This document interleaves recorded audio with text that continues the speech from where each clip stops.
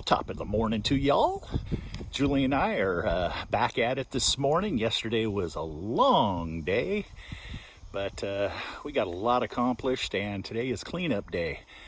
So, you know, it's going to be a long day of burning. We have to build small fires since it is here in Texas, 100-degree days. But, you know, I've got a 10-12 foot deep hole that contains everything inside, and you know, we got hoses, the whole bit sitting here, and we're gonna get her cleaned up, and hopefully we're gonna figure out how to get that frame over there picked up and moved out of here without damaging any underground water or power lines. Julie is gonna battle every wasp nest, and she's going to start separating the metal from the burnables, and we're going to get her done. So hope none of us get stung today. I can't even get over there right now because it's so aggressive. But I know the camera was back a ways, and I couldn't really stop because the wall was ready to fall the opposite way. Matter of fact, a small little portion did lean right over there, but there's no weight to it.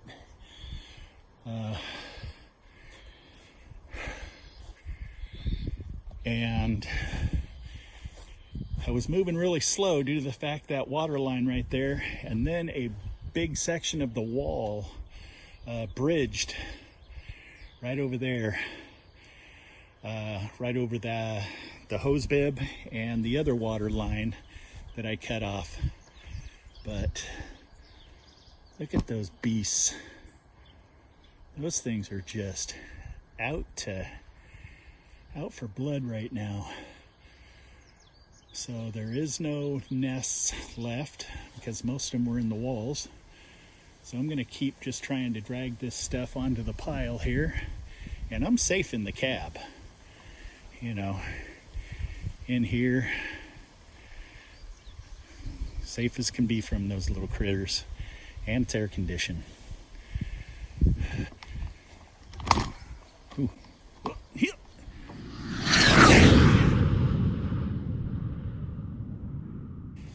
That's not that big of a pile, huh? That's gonna, I don't really have to build, you know, dig that deep of a hole.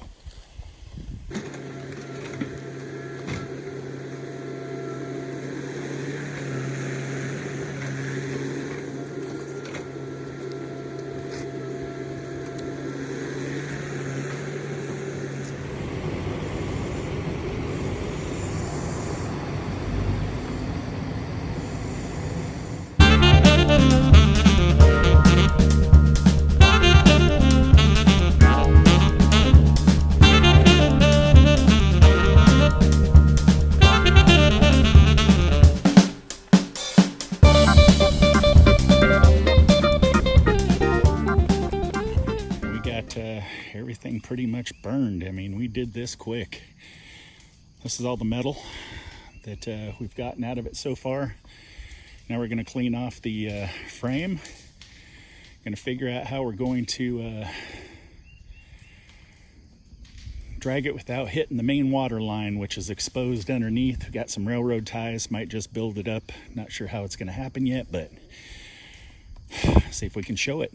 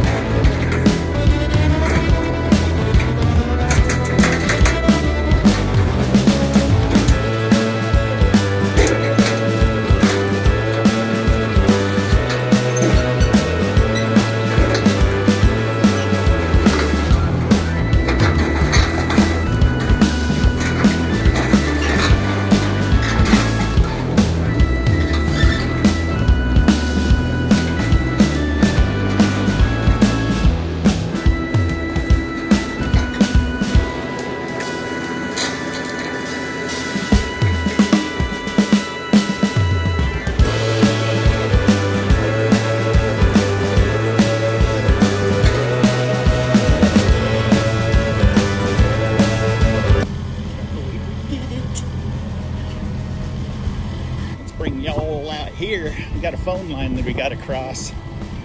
We had temporarily put in for our shop, but because of the tornadoes, we don't have power to our shop right now.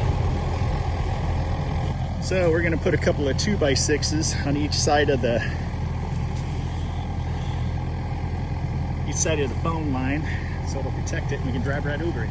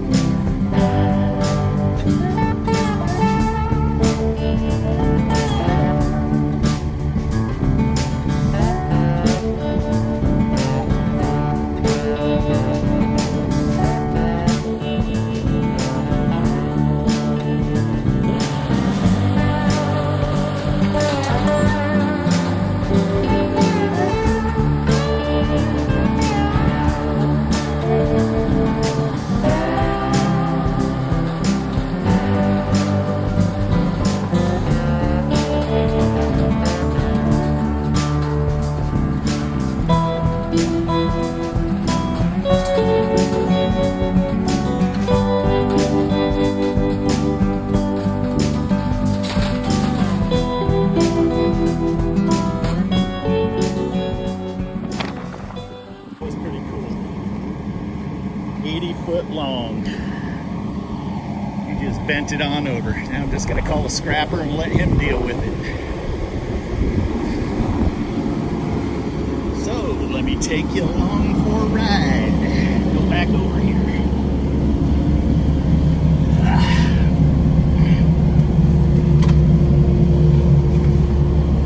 Oh, it's a beautiful day in the neighborhood. Won't you be my neighbor?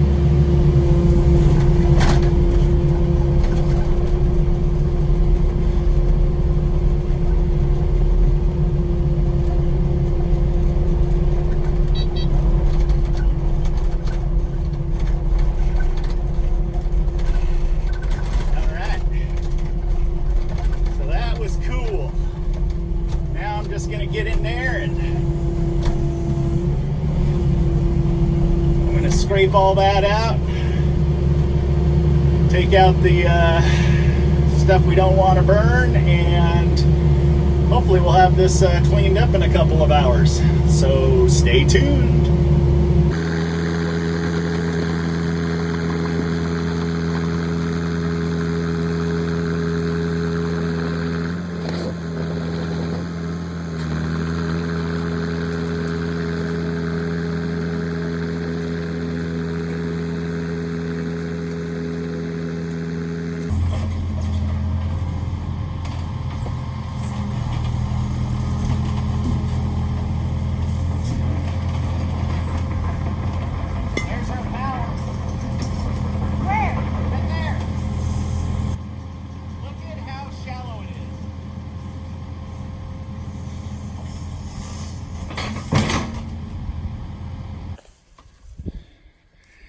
Okay, for all you states out there that have pretty strict regulations on how deep to set power lines, water lines, and so forth, here is high voltage lines. Oh, let's take a look here. I would probably say that that's 4 inches, if that. So scraping it, I just grabbed the high voltage lines, and as you've seen earlier, I pulled the meter and disconnected the power. So this here is really kind of a bummer. But for all of you that are moving to Texas, this right here is a perfect example of locating. Now, I really didn't have intentions of going any further than, well, maybe a foot in scraping the ground. And this here will pretty much show you that the restrictions here are pretty minimal. And this is a homeowner that ended up putting this in. And that's what happens here in Texas. Homeowners that have lived here all their life, they don't really realize that, you know, there's a reason why you want to set your power 3 feet into the earth. And, you know, it's obviously different in different states, but, you know, this is why I'm a fan of permits. I'm not a fan of like the ridiculous permits like in Oregon. They just permitted the hell out of all of us. You had to have a permit in order to install a gutter, okay, or a downspout. Crazy, ridiculous. But when it comes to something like high voltage, you know what? I'm all for it. So, you know, this is actually a good thing, because if we ever sell this property, divide this property, I wouldn't want to sell the property with the power, you know, right below ground level. So, you know, we're just going to do it right and make sure that the power running to our dilapidated shop over there, which is out of power due to the damage that occurred to our power box during the high winds and trees coming down, smashed my power box. Smashed it pretty well. There you go. Craziness, I tell you. And you know, a lot of people would get kind of upset over this, but again, I'm actually looking at it as a blessing, who knows, for either us in the future or somebody else that acquires this property, because you hit that high power line and it's not disconnected like we did. That could definitely be death.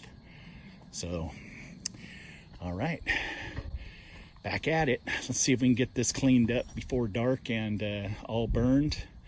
And as you can see, our burn pile, it's over 100 degrees right now. And the humidity isn't bad today. It's actually, what'd you say? 50%. Oh, okay, it's only 50%. So, you know, it's not as bad as those 90 degree, 90 to 100% humidity days. But when it's hot out, I will burn. But what I do is I get the burn pile started and then I throw dirt on it. It's just gonna sit there and consume itself without the dangers of burning on a hot day. Well, from earlier in the video, quite a difference, eh? Well, let's get her cleaned up now. Hey, I just wanted to give my wife some credit here. It being over 100, sun index is like, I don't know. I'm not sure how they say it. I think they said it's like 11, so it's supposed to feel like 112 or something like that. You know? Yeah, I'm operating the machinery and everything, but I've got air conditioning. Not the greatest air conditioning, but at least it's air blown. So she's a trooper. Got me a keeper. There you go. Took us, by the time you add up all the 2-3 hours here and there and rain showers and having to deal with business and life, we probably got this done in 3 days, maybe 4 days. You know, it was actually a bigger job than what we actually planned on doing, but you know what? Julie and I got in here and we just slammed it out. As you've seen in the videos, we started out with the track hoe and we ended up with the 650 skid steer. Skid steer, what an awesome piece of equipment. Would have been a little bit better if we would have had the claw, but they wanted $350, $400 to rent it, and we were just like, nah. I'll save that. But anyhow, this piece of property is, go ahead and stand up, Julie, and you can see here we still got a little bit picking up cinder block, and we still got a pile of metal. We took all the metal back other than the steel frame, which, as you've seen, I bent it in half, so it's 40 feet long, so I'm gonna have to get an acetylene torch and cut it into pieces. But other than that, we have all this concrete stacked up right here that we're gonna put down for a sitting area, like a concrete pad down by the pond. And another adventure. You guys, thanks a lot for joining us. Peace.